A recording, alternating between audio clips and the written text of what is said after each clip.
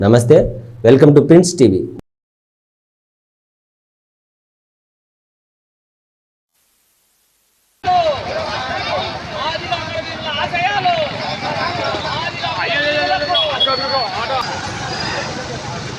Madiga reservation పోరాట సమితి మాన్య శ్రీ మందాకృష్ణ మాదిగ గారి నాయకత్వంలో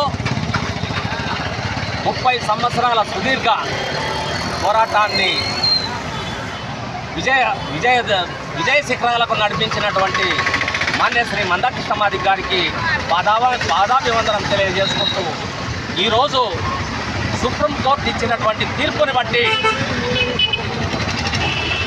మాలా మాదిగ ఉపకులాల్లో ఉన్నటువంటి అనైక్యతగా ఉన్నటువంటి ప్రభుత్వ విధానాలన్నింటినీ కూడా ఒక కులమే అర్జిస్తున్నటువంటి దానికి అనుగుణంగా మరి వాళ్ళు సుప్రీంకోర్టుకు వెళ్ళారు. దాని యొక్క విధానాలని బయటపెట్టే విధంగా ఈరోజు సుప్రీంకోర్టు తీర్పు ఇచ్చింది. అంటే జనాభా దామాష ప్రకారంగా ఎస్సీ వర్గీకరణ అమలు పరచుకోవాలనేటువంటి ఉద్దేశాన్ని కేంద్ర ప్రభుత్వాలు చేసుకోవాలనేటువంటి తీర్పుకి చంపపెట్టుగా ఈరోజు 7 మ్యాన్ కమిటీ ధర్మాసనం తీర్పు ఇవ్వడం జరిగింది.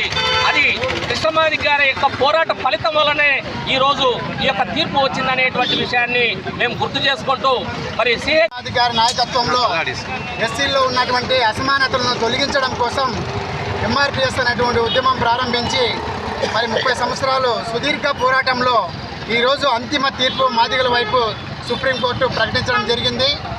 59 కులాలకు సమన్యాయం జరగాలనేటువంటి విద్యోగ రంగాల్లో అనేక రంగాల్లో ప్రభుత్వ పరంగా వచ్చేటువంటి అనేక అవకాశాలను మాదిగలో ఉన్నటువంటి 59 ఉప కులాలు సమానంగా పంచుకోవడం కోసం సమగ్ర అభివృద్ధి కోసం ఈరోజు కృష్ణమాదిగ గారు పోరాటం అయితే చేశారో దాని ఫలితంగానే సుప్రీంకోర్టులో ఈరోజు తీర్పును వెలువడం అందరికీ సంతోషకరమైనటువంటి విషయం. 30 సంవత్సరాల సుదీర్ఘ పోరాటానికి ఈరోజు స్వాతంత్రం వచ్చింది. ఎందుకంటే ఎస్సీలో ఉన్న 59 కులాలకు సమన్యాయం జరగాలని, ఏబిసిడి వర్గీకరణ జరగాలని సుదీర్ఘమైన పోరాటం న్యాయమే గెలిచింది. ఇన్ని రోజులు కూడా అన్యాయం ఓడింది. దీని ముందర న్యాయం గెలిచిన ఈ సందర్భంగా పేడ పుడతంగా మాకు కూడా న్యాయం జరుగుతుందని చెప్పి చాలా సంతోషం.